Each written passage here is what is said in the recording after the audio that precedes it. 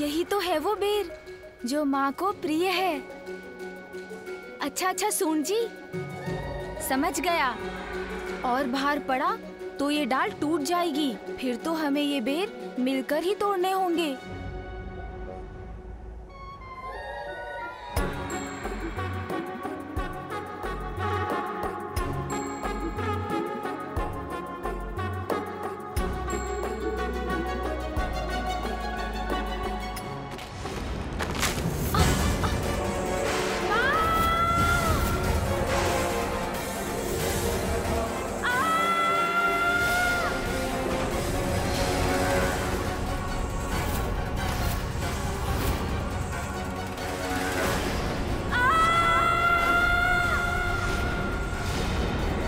अपनी देह को सीधा कर लेता हूँ, फिर इसके ऊपर चढ़कर नीचे जाने में तो बहुत आनंद आएगा। आहा, इस डाल को वाहन बनाकर तो बहुत आनंद आ रहा है मुझे।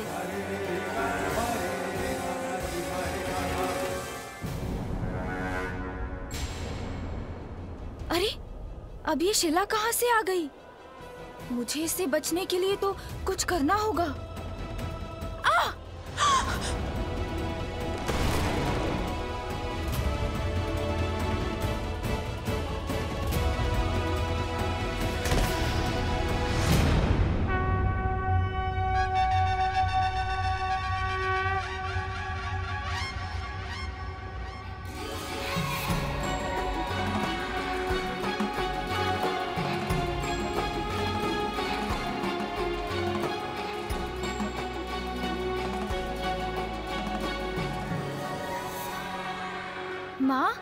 माँ देखिए मुझे, मैं लौट आया और तनिक भी आहत नहीं हुआ मैं। देखिए ना माँ।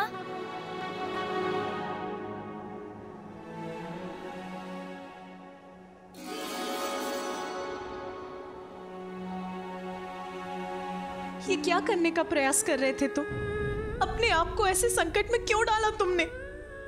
तुम इस संकट में देखकर कितनी दुखी थी मैं, ये जानते भी हो तुम? क्यों बार बार ऐसी पीड़ा देते हो मुझे? बताओ मुझे, उत्तर दो। इतनी ऊंचाई से नीचे गिर के तुम्हें कुछ हो जाता तो कितना कष्ट होता मुझे। इसका एक बार भी विचार किया तुमने?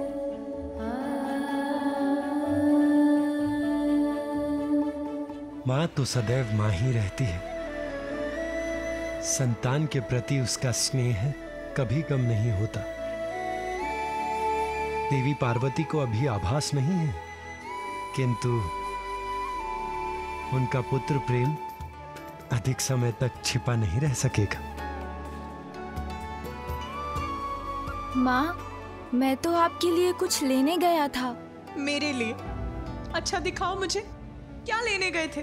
दिखाओ क्या है तुम्हारे हाथ में? माँ, मैं तो आपके लिए बेर लेने गया था।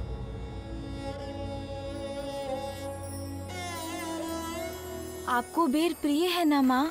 जीवन समर्पित है तुझको माता, सांस सांस अर्पित है तुझको माता, सांस सांस अर्पित है तुझको माता।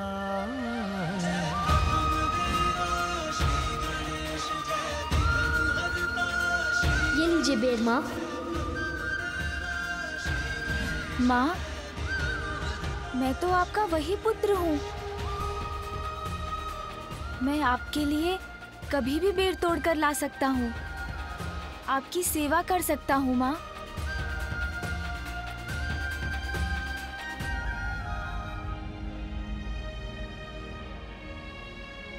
माँ, आपके नेत्रों में अश्रु, आप दुखी हो रही हैं माँ। ओह, समझा, आपको मेरा वो मुख अधिक सुंदर प्रतीत होता था ना, इसीलिए ना मेरे गजमुख को स्वीकार नहीं कर पा रही हैं ना आप। किंतु माँ, ध्यान से देखिए ना मुझे, बुरा नहीं हूं मैं, अपितु अब तो मैं और भी सुंदर हो गया हूँ। आपको मेरी बात पर विश्वास नहीं हो रहा है ना माँ? आपको बता देता हूँ माँ कि मैं कैसे और अधिक सुंदर हो गया हूँ। कितने मीठे बोल हैं इसके, मैंने अभी तक उन पर ध्यान क्यों नहीं दिया? माँ देखिए, मेरा वो मुख और छोटे छोटे कान सुंदर तो थे, किंतु उन्हीं के कारण तो इतने बड़े संकट में पड़ गया था मैं। किसी की बात ही नहीं सुनी, बड़े बड़े बोल बोलता चला गया। बस भिक्षुक बस, अब मैं आपके मुख से एक भी शब्द नहीं सुनना चाहता। उद्दंडता करता गया।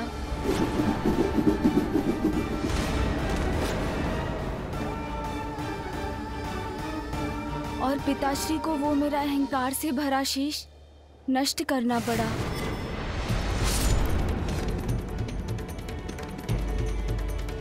माँ, मैंने उचित सुना है ना कि सुनने से तो ज्ञान बढ़ता है। इसीलिए जो अधिक सुनते हैं और कम बोलते हैं वही बड़े ज्ञानी बन पाते हैं, है ना माँ? अब मेरे इन बड़े कानों से तो मैं सब कुछ सुन सकता हूँ, इसलिए मैं भी बहुत बड़ा ज्ञानी बन जाऊंगा ना माँ? तो माँ, मेरे ये बड़े बड़े कान ज्ञान के ही प्रतीक है ना? मेरे मुख पर तो वैसे ही सूंड रूपी ताला पड़ गया है, जो मुझे कम बोलने के लिए प्रेरित करता है। इसलिए मैं अब आवश्यकता से अधिक बोल ही नहीं सकता। अरे, इतनी अल्पायु में ही ये तो इतना बड़ा ज्ञानी बन गया। कैसी बुद्धिमानी की बातें कर रहा है। और हाँ माँ, मेरे ये नेत्र तो बड़े ही अद्भुत हैं। इनसे मैं सब कुछ बड़ी सूक्ष्मता से देख पाता हूँ। इसलिए अब मेरे लिए सत्य और असत्य का भेद करना बहुत ही सरल हो गया है।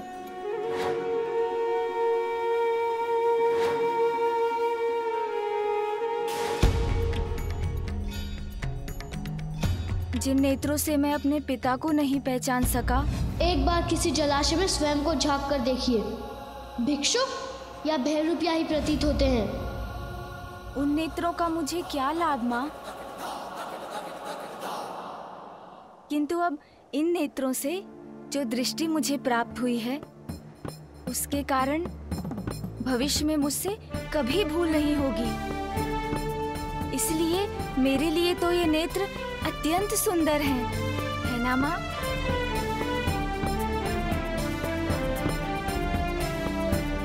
क्योंकि मेरे ये गज नेत्र तो सूक्ष्मता के प्रतीक हैं।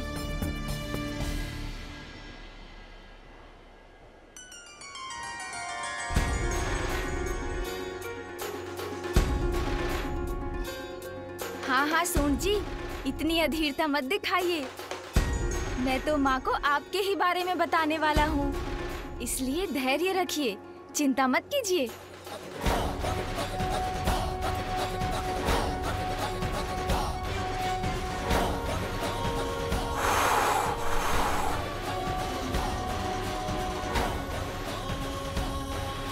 देखा ना माँ आपने, कैसे मेरी सूंड ने इन बेर पर से धूल हटा दी।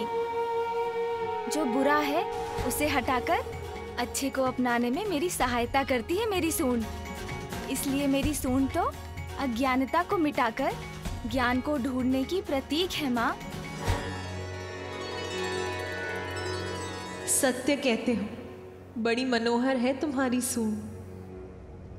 और मेरा ये विशाल गज मस्तक माँ, ये तो बुद्धिमता और ऐश्वर्य दोनों का ही प्रतीक है। क्योंकि गज के मस्तक पर तो स्वयं देवी लक्ष्मी का वास होता है। क्योंकि जो बुद्धिमान है वो तो अपनी बुद्धि से ही सब कुछ प्राप्त कर लेता है ना माँ?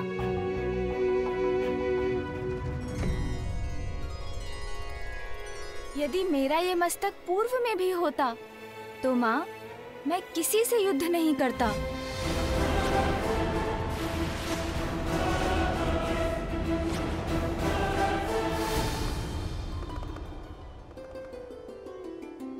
क्योंकि तब तो मैं अपनी बुद्धि का प्रयोग करता ना माँ।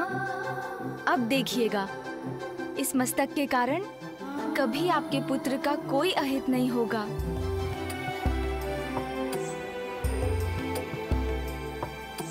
माँ, अब तो आपको विश्वास हो गया है ना? मैं तो और भी अधिक अच्छा और सुंदर हो गया हूँ, है ना माँ?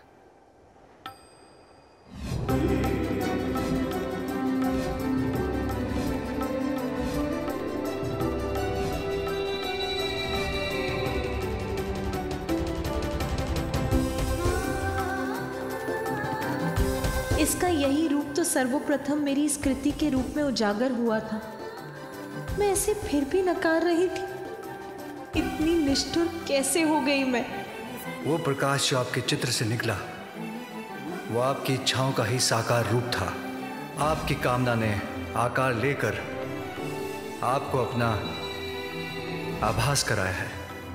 आपकी ये बिगड़ी हुई कृति भी निकट भविष्य में आपकी इच्छा पूर्ति का ही शुभ संकेत है।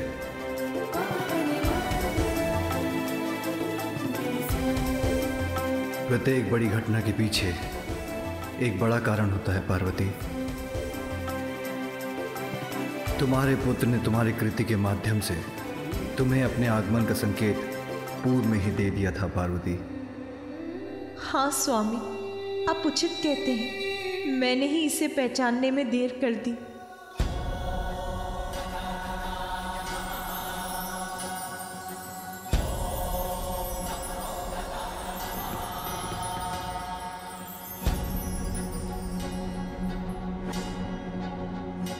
अब किसी भ्रम में नहीं रहूंगी। अपने पुत्र पर अपना सारा स्नेह न्यौछावर करूंगी मैं। किन विचारों में डूब गई हो माँ? मुझे बताइए ना। मैं अच्छा हूं ना माँ?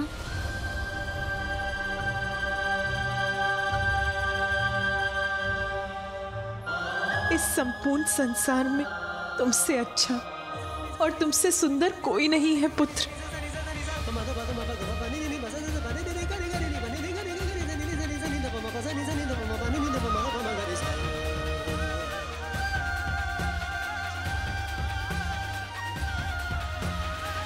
पुत्र प्रेम में इतना बह गई माता कि इस गजमुख को भी स्वीकार कर लिया।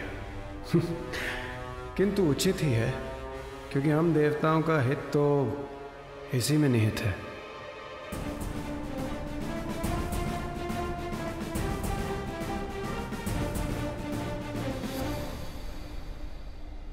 पुत्र, अब मैं तुम्हें कभी अपनी आंचल की छांव से दूर नहीं जाने दूंगी। तुम्हें अपने पास रखकर सदा तुम्हारा ध्यान रखूंगी, तुम्हारी रक्षा करूंगी।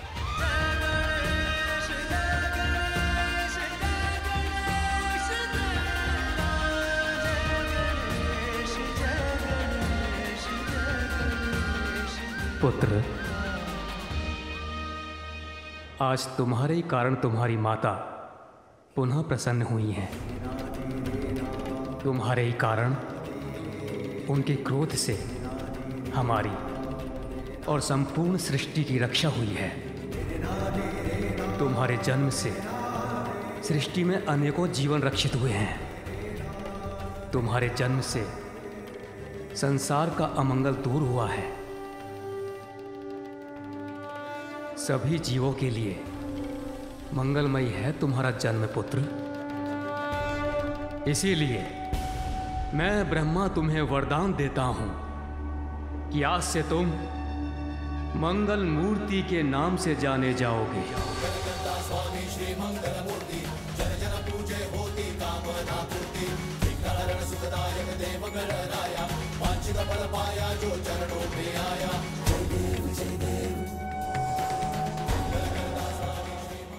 परम पिता ब्रह्मा आशीष जो दिए, मंगल मूर्ति श्री गजानन हुए।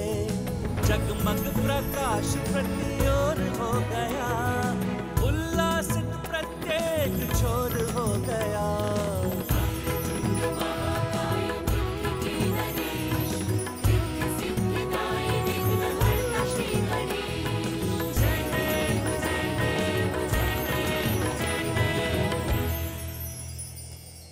मेरे पुत्र को ये मंगलमय आशीष देने के लिए आपको अनेक धन्यवाद ब्रह्मदेव।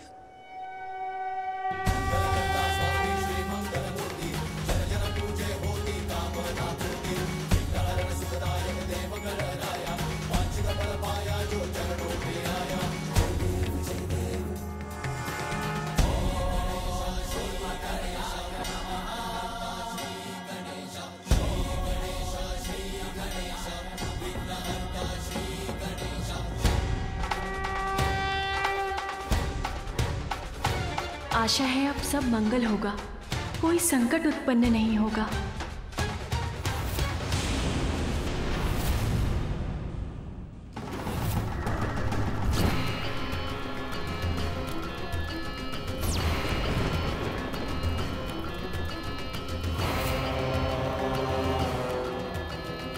असुर सम्राट गजमुखासुर की, असुर सम्राट गजमुखासुर की, असुर सम्राट गजमुखासुर की, असुर सम्राट गजमुखासुर की, असुर सम्राट गजमुखासुर की, असुर सम्राट गजमुखासुर की, असुर सम्राट गजमुखासुर की, असुर सम्राट गजमुखासुर की, असुर सम्राट गजमुखासुर की, असुर सम्राट गजमुखासुर की, असुर सम्राट गजमुखासुर की।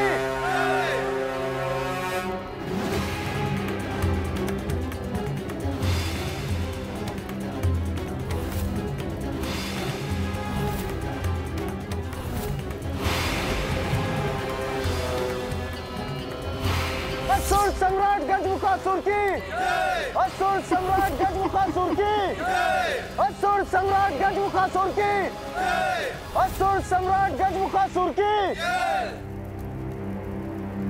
सर्वत्र हो असुर साम्राज्य का विस्तार, चहुं दिशाओं में अशुभ ही अशुभ हो, छा जाए अशुभ का अंधकार, देवताओं का विनाश हो।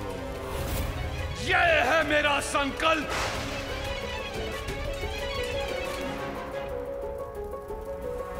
गजासुर के बाद अब मैं हूं पाताल लोक का सम्राट। देवताओं को नष्ट करेंगे हम, सभी लोगों पर छा जाएंगे, असुर विजयी होंगे। असुर महानायक गजमुखासुर की, असुर महानायक गजमुखासुर की।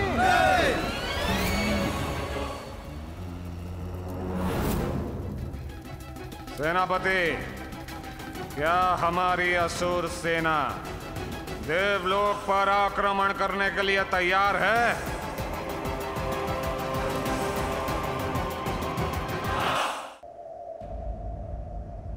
देवी पार्वती, संतान के जन्म के पश्चात कुछ अन्य रीतियां भी निभानी अनिवार्य हैं, जैसे छठी, नामकरण और अन्नप्राशन।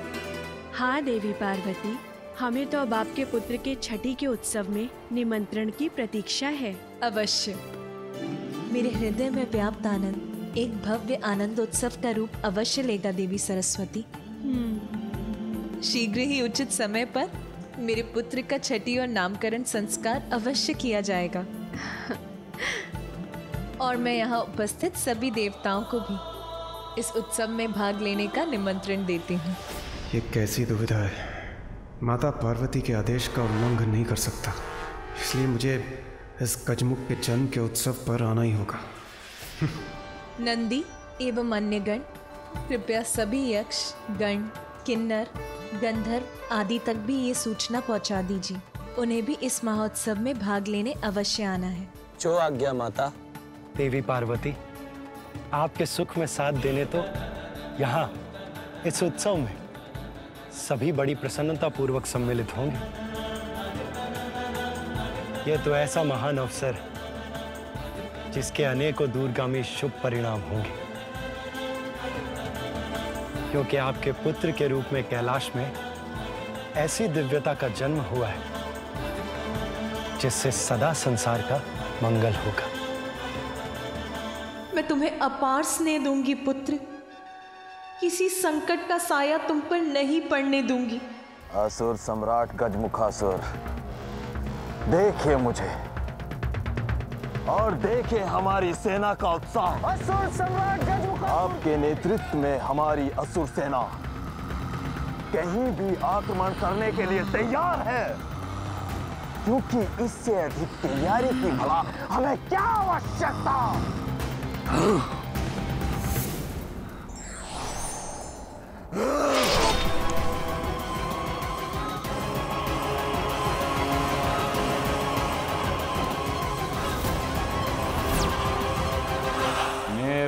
प्रश्न का उत्तर बस हाँ या ना में देना चाहिए था इस मूर्ख को।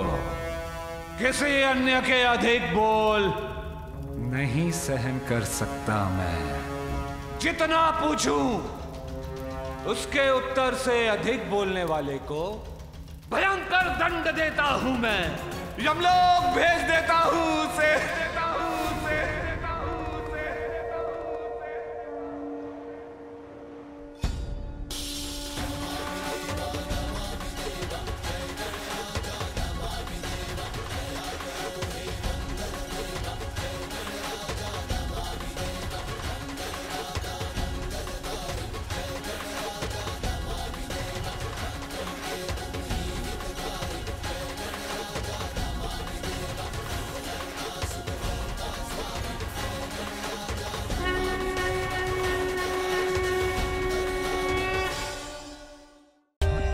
For more updates, subscribe to our channel, click the show links and enjoy watching the videos.